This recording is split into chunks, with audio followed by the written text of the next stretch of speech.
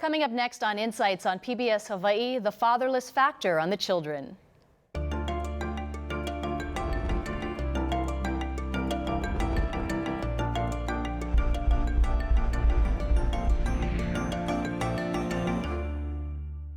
Aloha and welcome to Insights on PBS Hawaii. I'm Mahealani Richardson.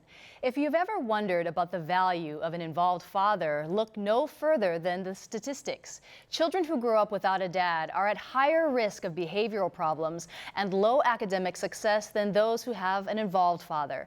But experts say children who have access to positive male role models and supportive mothers can beat the odds and thrive. Tonight on Insights, we'll discuss what it's like to grow up without a dad and learn about the programs aimed at turning those statistics around. We'd like to hear from you, our viewers, so share with us your questions and comments by calling 462-5000 if you're on Oahu or 800-238-4847 if you're on a neighbor island.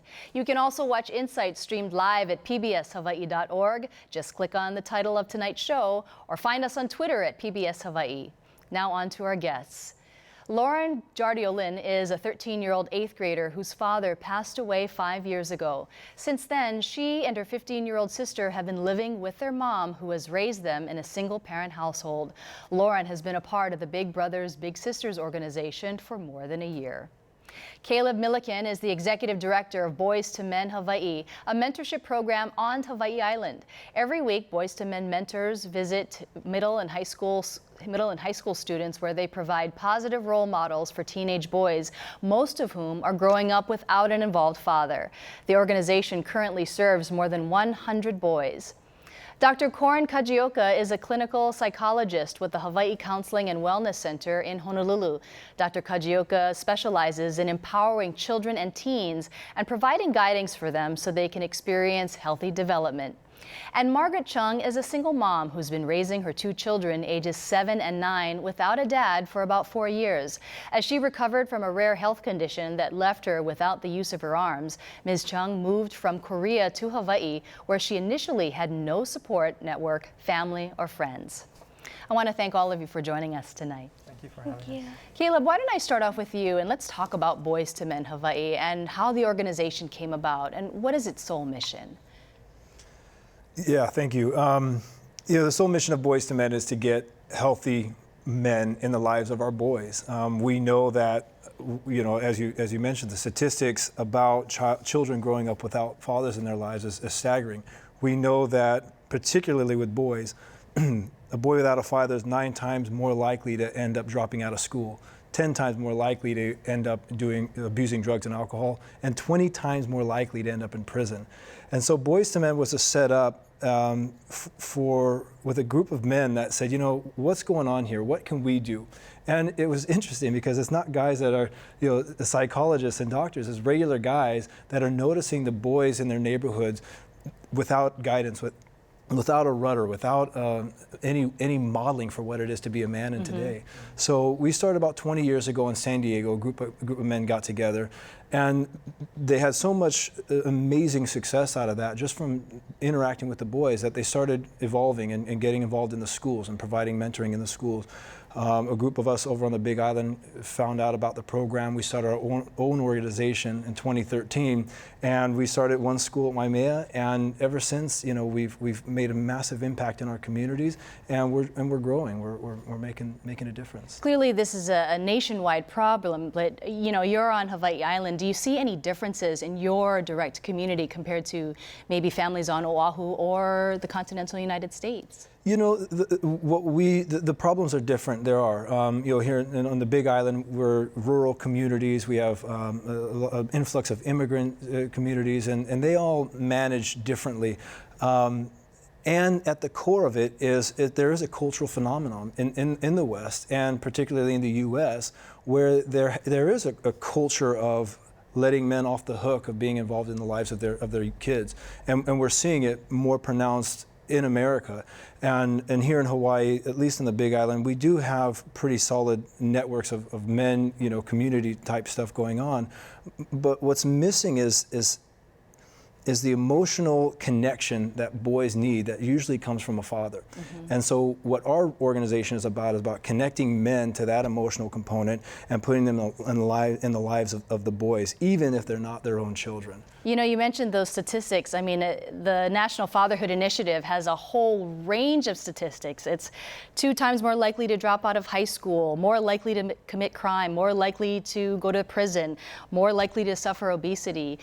Dr. Kajioka, you're dealing with this firsthand with your patients and families. What are you seeing as you try to counsel these kids and families at the same time? Well, you know, in my work, in working with the children, the teenagers, as well as the families, what I've noticed are certain themes, and that's the theme of loss, you know, the theme of grief and mourning, and really adjusting to this new life of being either, you know, going through an experience of separation, through divorce, and you know, it's a sad thing because, you know, these kids, very young, and they're going through so much, and they don't understand it. They can't verbalize it, you know, so a lot of it is manifested through their behaviors. You know, a lot of tantruming, a lot of crying for no reason out of the blue.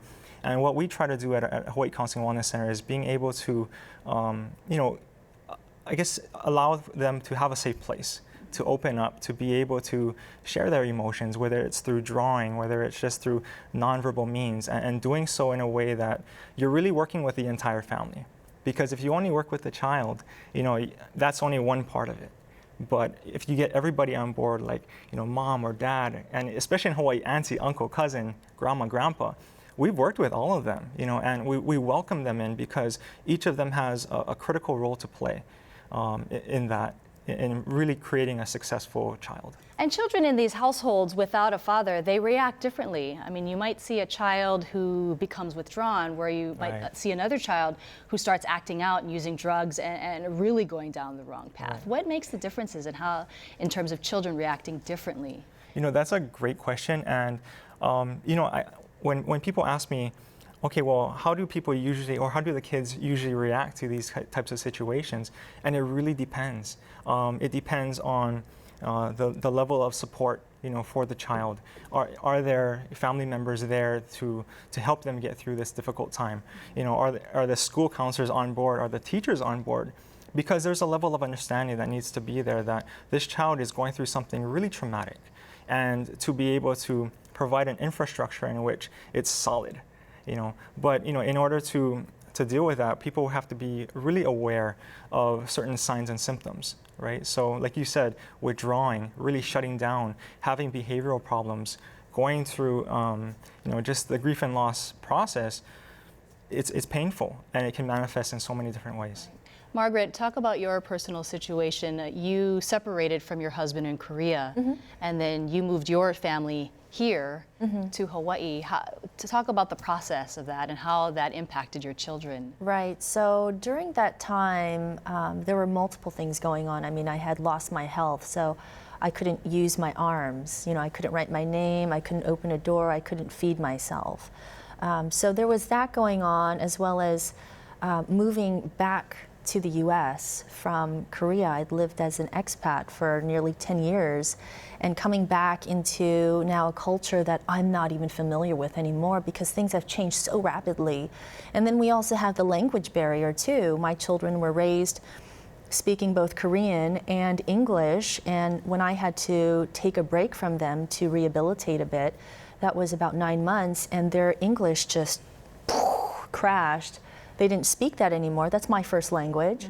So now mother cannot speak with children in the same language. So you can imagine kind of the, for lack of better words, control issues. You know, it's really difficult to manage little children. And my son was 5 and my daughter was 3, you know, going on 6 and 4. So we had a lot of different things going on, and it was a big challenge. I mean, even getting to where I am today, I see that it's this incline. I mean, really, it's like 90 degrees, you know, it's like, and it's the toughest challenge ever, whether you're a single parent or whether you're with a partner, the whole mix. I mean, there's no Cliff's Notes for it. There's no manual for it. I mean, I looked, I checked, you know, everywhere. And nobody has anything for you. You know, it's this journey that you take on as a parent.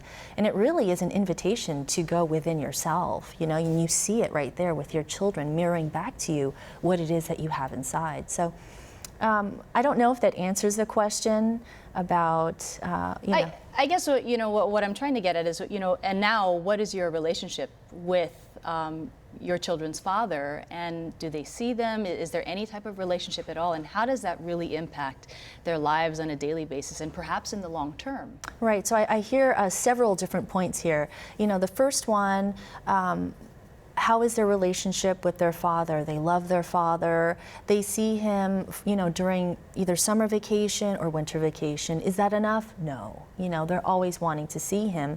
But you see that as life takes on and, you know, they're in school, they're in programs, they're with me, we're going out and having lots of different activities.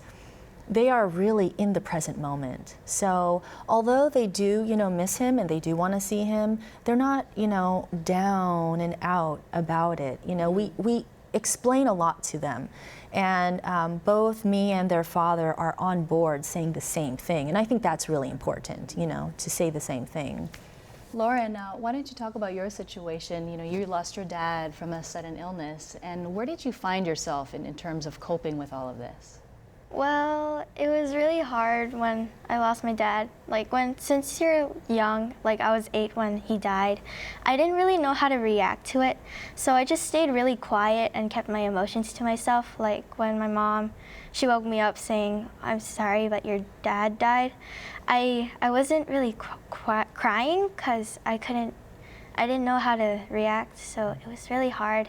And now that I'm 13, there's like these times, like probably it was like when I was like 10, it was like 4 days after my birthday, and there's this song that reminded me of him, and it just struck me because I really miss him a lot. And there are like these moments, like I just came back from Florida and I just wish he saw me play in a tournament where I thought, hey, I think I did pretty good. I wish he was there. And yeah, I have like these moments when I wish he could be there, but he's not. It sounds like you really internalized everything. And how did that impact your relationships with your mom and your sibling and your friends? I mean, you must have reacted to them in different ways. Well, for my mom, I just kept quiet.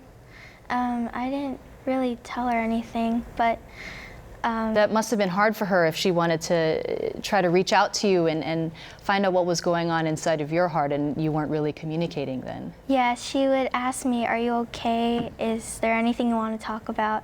And then there's like these times when I will talk to her about it, but then there will be other times where I say, I'm fine, there's nothing wrong. Mm-hmm. And so you came to Big Brothers Big Sisters, and talk about that. You know, you now have an older sibling who's talk about that, and what's that like? Well, my big sister, she's a really good sister because she's like a good role model to me.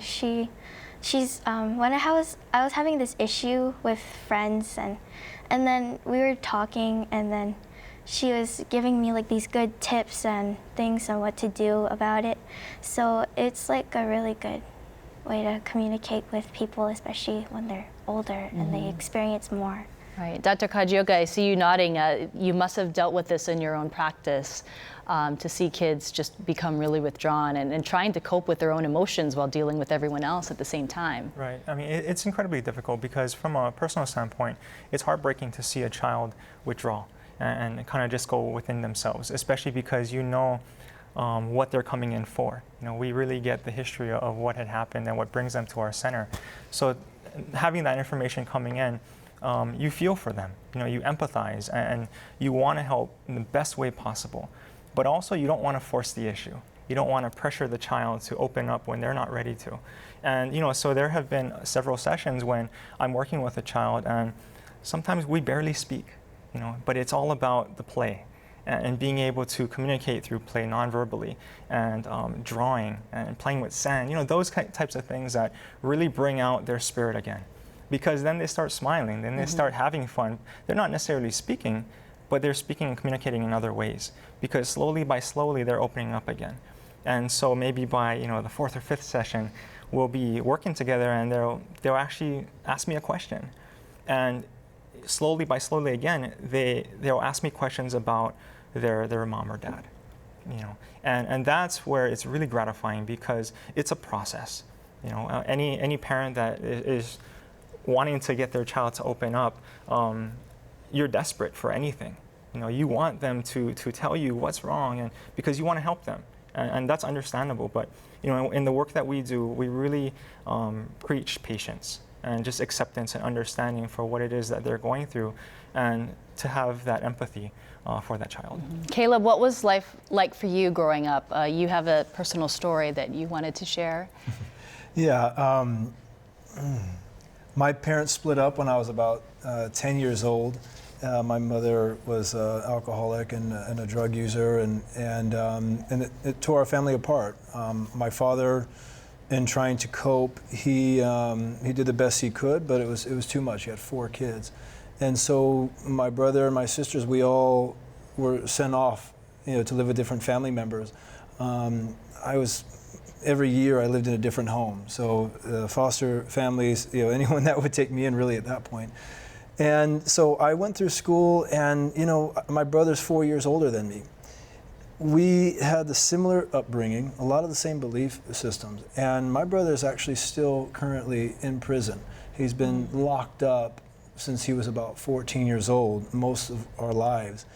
And people ask me, well, what's the difference between you and your brother? What happened? And it's taken me till I'm in my 30s, in my adult years, to realize, the difference was that there were a couple people along that path that really cared, that saw my potential, that saw what I was able to do, and they fostered it, and they accepted me, right? And they believed in me. And it didn't take a lot. But it got me through those really hard times. I had this solid commitment that I was going to do good by myself and follow my dreams and travel the world and go to college. And I did all of those things. And I'm just, by the grace of God, I just am so grateful that there were people that came into my life to encourage me in that way. So for me, coming back, I've got 2 little ones. My daughter's almost 2. My son is 5 years old.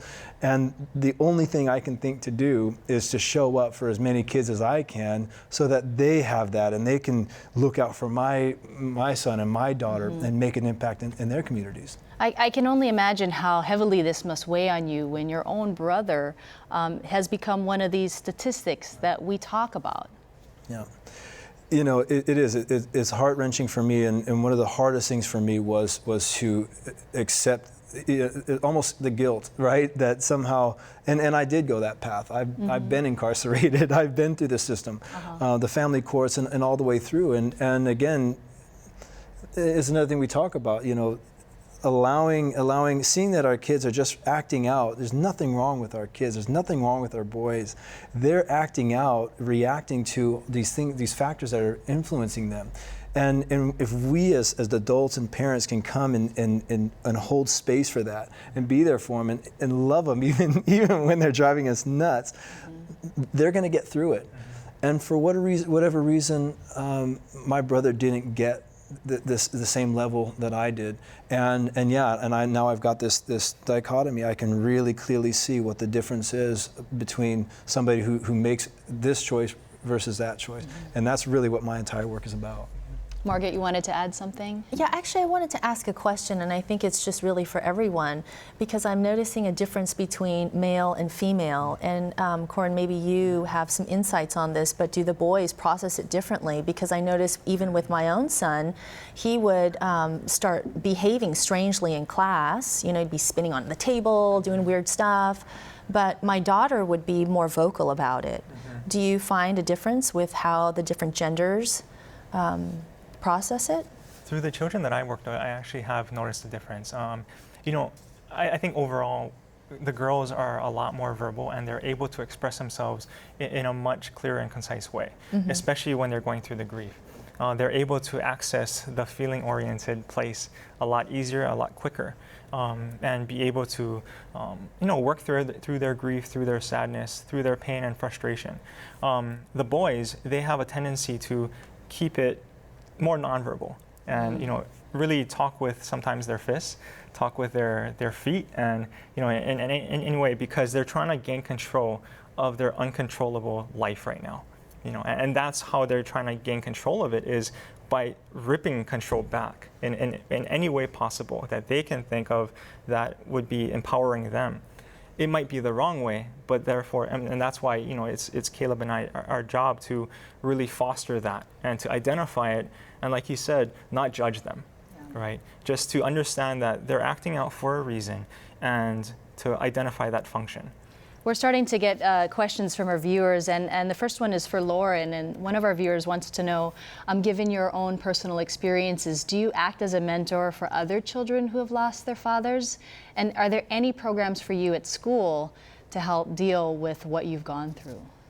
Well, for the programs part, there was a girl in my grade that lost her mother, and she told me about this program that one of the deans held, but I didn't really attend it because I was new to the school and I didn't know what to do. But she said it was a really good experience for her. And what was the other question? Do you act as a mentor for other kids or even younger kids who might have lost a father? Well, I have experienced younger kids that have lost other people, but they haven't really talked to me about it a lot. So. But if they were to come to me, then I would. Sure, I can imagine you would have a lot to share about what you just went through. John from Kahalu'u wants to know, in regards to the fatherless issue, is it a question of class, prejudice, or economic reasons? I actually don't believe it's any of those. I mean, those are all factors that play in. How we look at it is, a couple hundred years ago, it wasn't that long ago, where tribal societies, they recognized that a boy was ready to grow into a man, and the elders of the village would take him out of the village, away from the mother, away from the community, and they would put him on a path of initiation. The Maasai people of Africa, they have a saying, if we don't initiate our young, they'll burn down the village to feel the heat. And so what we have is, men in about the Industrial Revolution went off to work in factories instead of working on the farms and the fields and their shops. You're mentoring their boys. And so we've got several generations of men that have gone through and haven't had healthy male role models. And so there are socioeconomic factors at play, but ultimately what we believe is we need to get men back into their kuleana, their responsibility of modeling for boys what it is to be a man. Back then, they would go and they would learn how to hunt. They would learn that being a man was about protecting the village and providing for them. And we talk about how boys act out. They're really acting out. Oftentimes, the boys would have to fight a lion or go on a walkabout. It's how a boy defines himself as a man. And so what we see in our culture is boys are pushing up against the boundaries of our society, trying to find out who they are as human beings. And there's no men there holding the safety. And so what they're doing is they're drunk driving, they're acting out sexually, they're acting out violently, shooting up their neighborhoods. And it's because there's not enough men there showing them, hey, son, when you're angry, this is how you express your anger. When you're sad, you can't bottle it up, you have to express it. And so that's, of course, there's these, but the fatherless issue spans across all those other socioeconomic factors. And the kernel of it is, where are the men? Where are the men taking that responsibility to show up for the boys? Dr. Kajioko, one of our viewers, wants to know, how does resiliency impact how children cope with the loss of a father? I actually really love that question, because resiliency is a big thing with children. In working with children of all ages, races, socioeconomic status, it's amazing to me, and I'm blown away by how resilient children are. An adult can go through a similar issue and have a world of problems and be able to, not really get through it as well. But when you put a child through it, they bounce back so much quicker. And I ask myself that same question. It's like, what is it about them that makes them so resilient? But a lot of it has to do with, like Caleb, he had people along the way that really guided him toward a better path. And that's what it starts with, is having people around them understanding that this person needs support, this person needs love, right, and understanding and acceptance. And I think when you start with that, you allow them to really grow. And just, it's okay to make mistakes, but we can bounce back from that. Do you agree with Caleb in terms of it doesn't have to deal with poverty, it doesn't have to deal with class or their background, that it's really blind in terms of the fatherless issue? A lot of times for the clients that I've worked with in the past, the history is very important. So a lot of the men that I work with, they're not the greatest fathers or men, period, because they were abused. And they went through a lot of hardship. So that's all they know.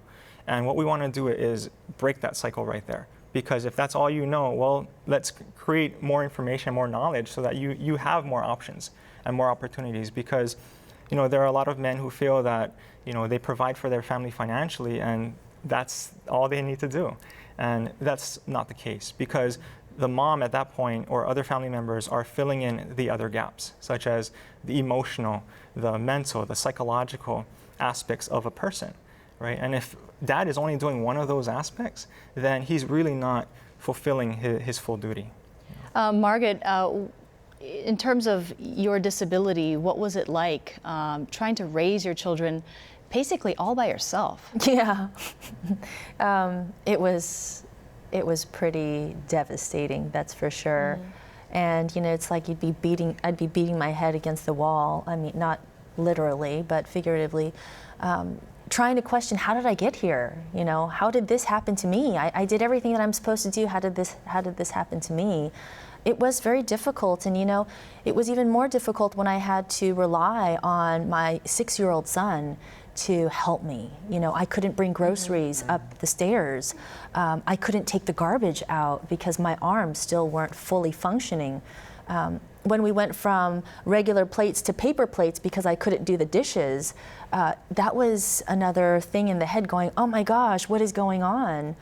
It was very difficult, very painful, but the children right now, they're a lot more independent because of it. And now they complain about chores, even though they get, their little allowance or whatever, 25 cents for each chore. But the thing is, they're a lot more capable than other children. And so in a way, I feel like they're more ready for the world than some of their peers. And you have a boy and a girl? Yeah. And which one is the older one? The boy. The boy. Yeah, it actually works really well with one of our viewer questions. One person asked, can older siblings, the male, act as a positive male role model for the younger siblings? What is your thought on that? You know what? He tries. He really does. And it's funny, too, because he gets protective of me too. He's like, Mom, whoa, what's going on? And I didn't realize it. I just thought, oh, that's just He's growing him. up a lot faster maybe than other kids. Well, because he had to have that responsibility, of helping, doing kind of the, he had to muscle through some of this stuff at 6 years old. I mean, he's really an amazing guy. Do you have father-like figures in your life for your children today? Yeah, sure.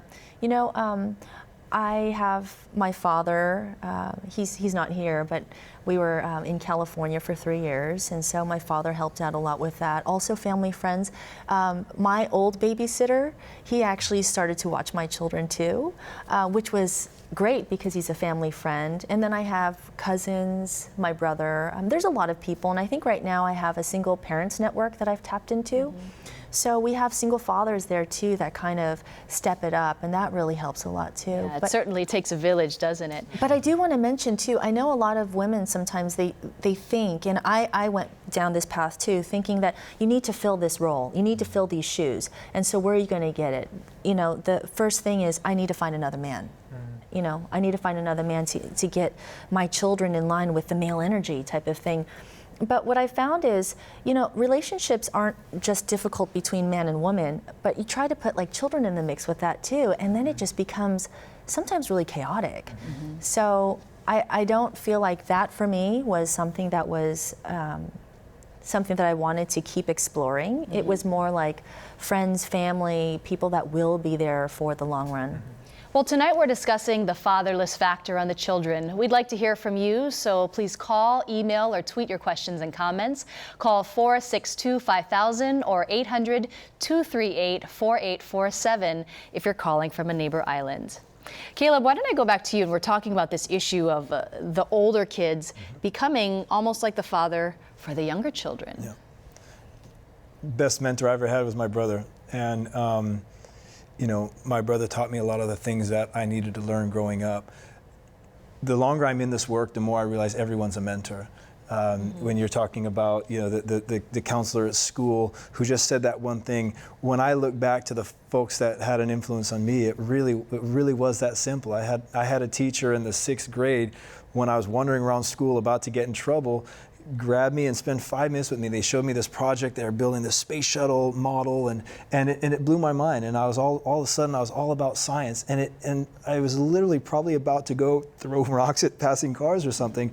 And this guy took 5 minutes out of his day and cared about me. And so the more that I do this work, the more I realize that everyone can be a mentor.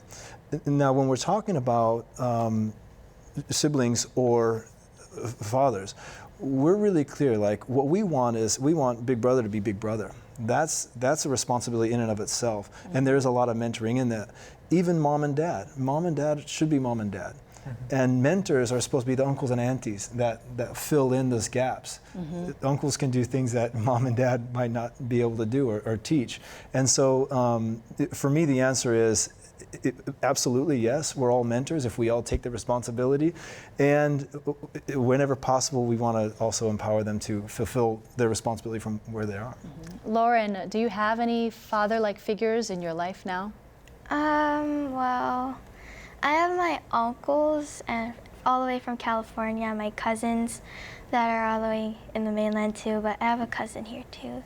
Like, we would call them up sometimes and they would be there for us. They would say, it's okay, we know how you're feeling. You can always call us up when you need it. And it's really good to have that support with you. Even if they're far, far away, you know that they will always be there no matter what. And my cousin here, he's really protective, and he and I would used to go to the same school, and he'd get kind of mad if he saw me down. He'd be like, "Why are you down?" And then he'd ask my friends. But he's a really good cousin. Yeah. So when your father passed away, it sounds like you had this great network already, and that people tried to come closer to you to help you through it? Yes. Yeah, that must have been incredibly important for you. Yes, it's really good to have a supportive family. Where do you see life in the future for you in terms of, having that father absent, and as you go through important milestones in your life, like, one day you're going to be learning how to drive, you're going to go to high school and graduate from college, maybe get married one day, and your father won't be there. How do you think that you'll be able to cope with that? That's a really good question. I'm not too sure, but I think as life goes on, I'll try to find ways to deal with it, but just let him know that he's watching over me and he's happy what I'm doing in life. Well, you sound like such a strong young person right now, and it's really inspirational to see how you've really pulled through this over the last few years. Dr. Kajioka, talk about these mentors and these figures in people's lives. Does it have to be a father, or can it be someone else? It can be anybody. It can be a coach. It can be just a counselor. It can be a cousin, an auntie, an uncle. And it comes in all shapes and forms. And really, Lauren is the epitome of resilience. I know that you had asked me that question earlier, and when I think of resilience, just getting to know her tonight, she impresses me, just how composed she is, such a great attitude, and that's kind of stuff that I'm just in awe of. So to hear that, she really has the mentor type roles in her life, and she'll make use of them, definitely when she needs to, but overall it's her, it's her that is really just has that internal drive to make her life better. And so it's important to have those mentors, but it's also important to raise a child in a way that they are self-sufficient, they are independent. You know, just like the way that Margaret is. Fantastic job. I mean, you know, being what or experience what you're going through, I can't imagine it. You know, but you did it, and you have two amazing children that, you know, are better off now because of that. So, you know, they do come in all shapes and sizes. And a mentor can even be somebody younger than you. It doesn't always have to be older. You know, when I work with my clients, I learn so much from them. You know, it's not a one-way thing. It's always a two-way. And, you know, with that, I am so humbled by that and grateful, because they become my mentors. You know, they come to me for advice and for help and support, but I leave so much more enriched by their story.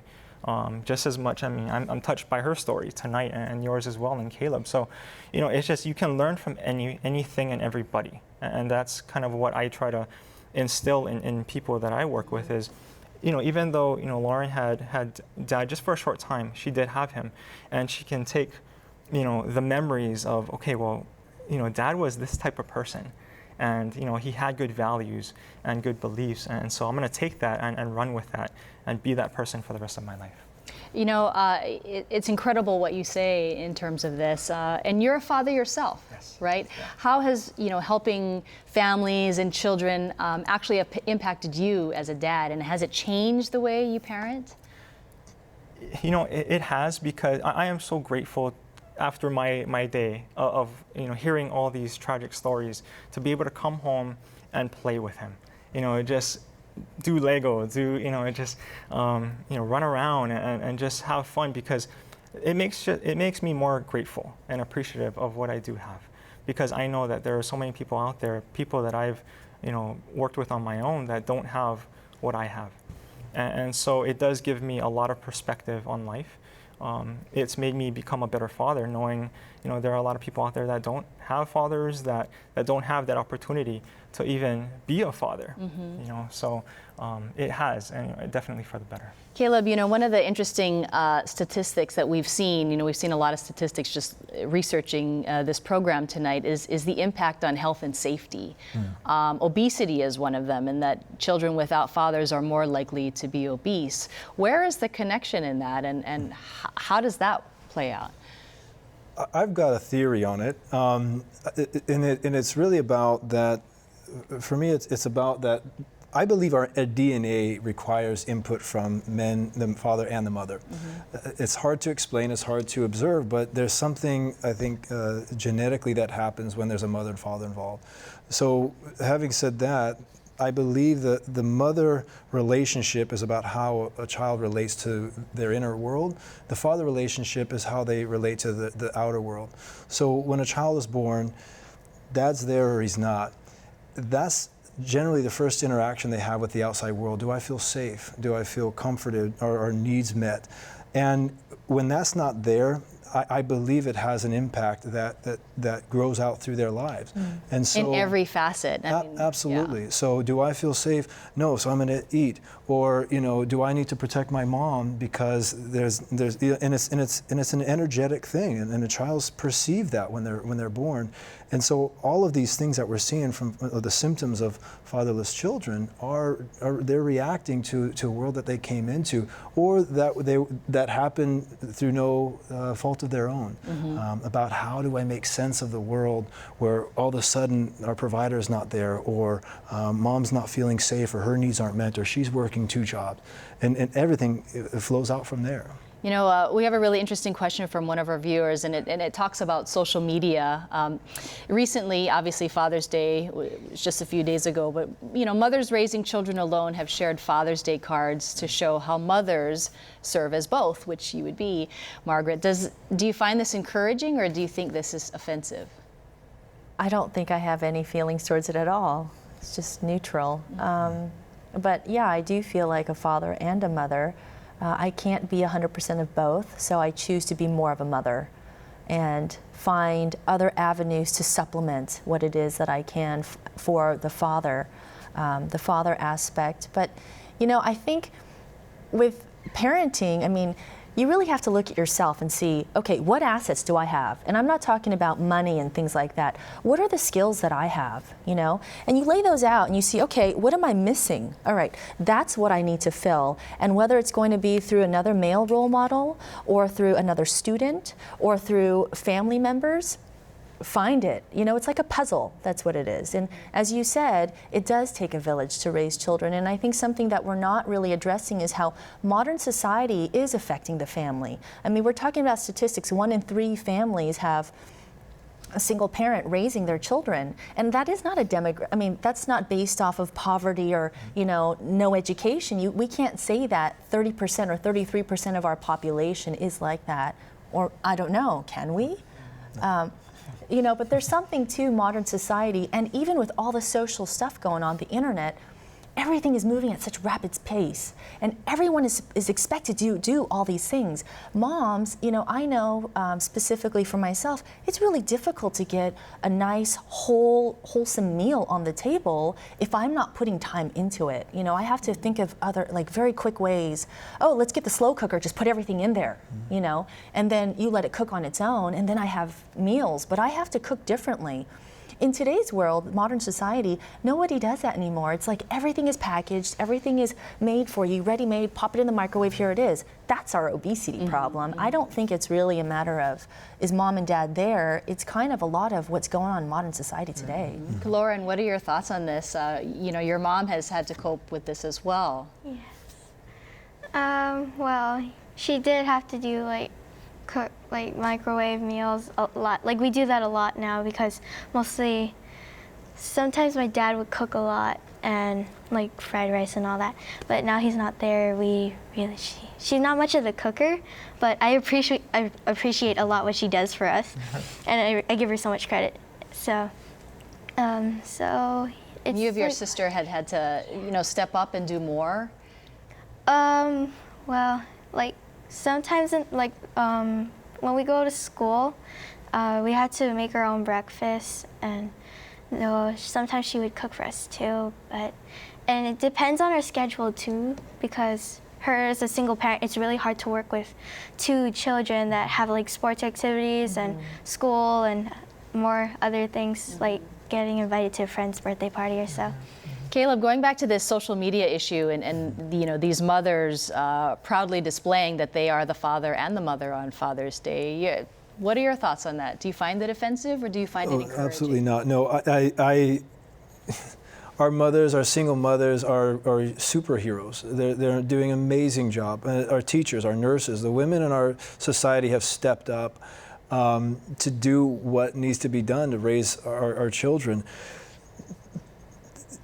And a lot of the questions come from, oh, single mother, single parent family, like that's the problem. It's not. You know, the problem is how many parents that are opting out of the responsibility of raising their children. And so single mothers are filling that gap. Our teachers are filling that gap, and it's not enough. So we focus on boys because what we're seeing in our culture is they're burning down the village, to relate back to the Maasai proverb, and they're causing the violence, they're causing the sexual harassment, they're all doing all this stuff. So I focus on the boys. The impact that I want it to have is that, you know, like we're talking about, the impact that it has on you when you're working with these kids, seeing them grow. Our mentors, the men that we train, their lives change. I have mentors that don't have kids, never wanted to have kids, and they come into our program and they learn how to connect from a heart space, and they'll come to these groups and spend, you know, an hour and a half with our boys, and all of a sudden they're just this, you know, mess and tears and all this, and they're going home to their partners and they're sharing that connection with their wives. They're sharing it with the kids in their neighborhood, and that's what we need. We need more men getting into the lives of the kids, and when we talk about a woman taking credit for Father's Day, my heart goes out to them. I get calls from those women. You know, hey, what can I do for my kid? I say, man, send me whatever men you have. Let me work with them so that I can support you. So absolutely, I mean, everything that we do is about supporting the women and the mothers and the teachers that are out there pulling double duty. Yeah, Your thoughts, Dr. Kajioka? I fully support all women taking on that mantle of, mother and father, because, like Caleb said, they are superheroes. They are everyday heroes, and they're doing a full-time job apart from their full-time job and not getting paid for it. So if it means, a little more acknowledgement on Father's Day, hey, why not? You go for it. And, to touch upon your question about modern society and social media, we live in a world right now where, Facebook is one of the top, platforms for expressing yourself and telling people about your life. Next to your own personal page, there's that news feed of what's going on in the world, and a lot of it is about who's getting married and who's getting divorced. And that, because it's so prevalent, what I find in the couples that I work with, when they're fighting, the very first option is like, okay, well, we just need to break up, or we just need to divorce, as opposed to looking at A, B, C, D, E, F as first options before that. So it's a little too quick. You're like jumping the gun. Okay, well, if we're fighting this much, then that means we're not compatible. And that means we automatically have to just be out of each other's lives without even considering the ramifications of what does that mean for our children. And is life necessarily better or easier apart? Right. Rose from Punchbowl wants to know, Doctor, how much does growing up with a stepfather different from growing up with a biological father? Okay. And with that, there are amazing stepfathers in this world. I think there's a negative stigma that the stepmom. Yeah, step is kind of a bad word sometimes, isn't it? And there are some bad ones, but there are also a lot of good ones. And what it comes from is the heart. If I've worked with people who amaze me because it's not their biological kin or child, but they treat them as such. And if the heart is there, then that family system will succeed. But if you have a stepmother or father who, is very possessive, like, okay, well, I entered into this for the wife or the husband, not for the children, there's already a lot of problems right there. What about from the child's perspective? I mean, the step parent could be the best person in the world, but this is someone who is new, who is foreign to the family. Right. That's a great point, because there are a lot of children who are naturally very defensive, right? I mean, understandably, because this is a foreign person coming into their already established family system. And to have an outsider, you're gonna have opposition, whether it's, okay, well, I refuse to even talk to you because you're not my dad, or you're not my mom, and so who are you to tell me what to do? But the more the nurturance is there on the stepfather or stepmother, eventually what you're trying to build is an attachment, that really trusting relationship, and that does not form overnight, especially when you're already coming into a pre-established system. Well, one of our viewers, Lauren, wants to know if you feel like you're going to miss out on anything in life as you start to grow up and become a teenager and hit those milestones. Do you think that you feel like you'll miss out on anything with your father not being there? Well, my mom and I had a discussion, maybe last year. She asked my sister and I, what are you guys gonna do when you get married? Because your father walks you down the aisle, and she didn't know what to do, and we were clueless too. And there is also this father-daughter dance I hear. And I'm like, that's a good thing. I don't know what to do. I'm not really sure if I would miss out on it, but it takes time to think about. I can share a personal story. My father passed away, not when I was a child, but as an adult. And I walked down that aisle and I had my two brothers on either side, and I felt fine, and it was, they were a fantastic replacement for what was supposed to be my dad. Of course, you do feel that you would miss that, but hopefully you can find those figures in the future. Yeah. Dr. Kajioka, someone wants to know, are girls or boys more resilient? Going back to the resiliency question. I feel like that's a loaded question. That's tough to say, because I don't want to say one gender is more resilient than the other. I feel like anybody has it in them to be resilient. And again, it goes back to who's around them, who is in their life to steer them the right way, to be able to identify that this person is really hurting, and I can be that person to step in and really take hold of this person and really foster that.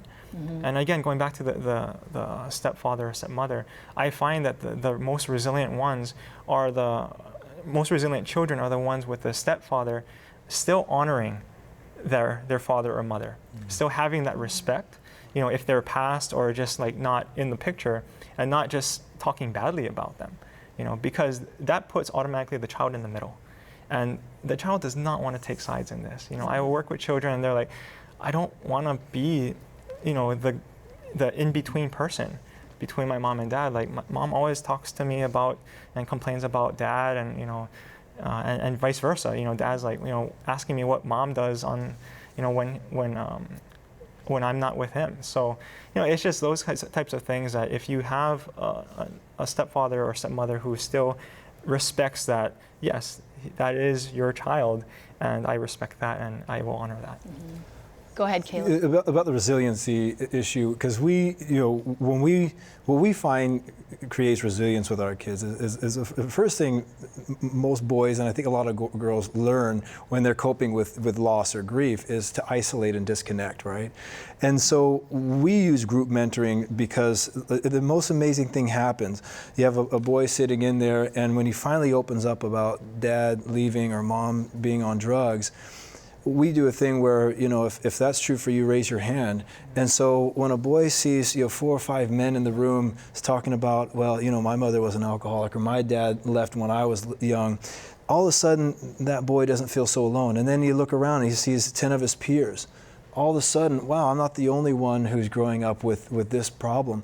And what we find in our program is the biggest factor to bring them out of that. It gives them the resilience to overcome it because they're not alone. Mm-hmm. And it's the biggest thing that we do in our program. Susan from Molokai has a great question, and she wants to know, are schools teaching any class called Life in the Real World to help single parents deal with these scenarios and help children?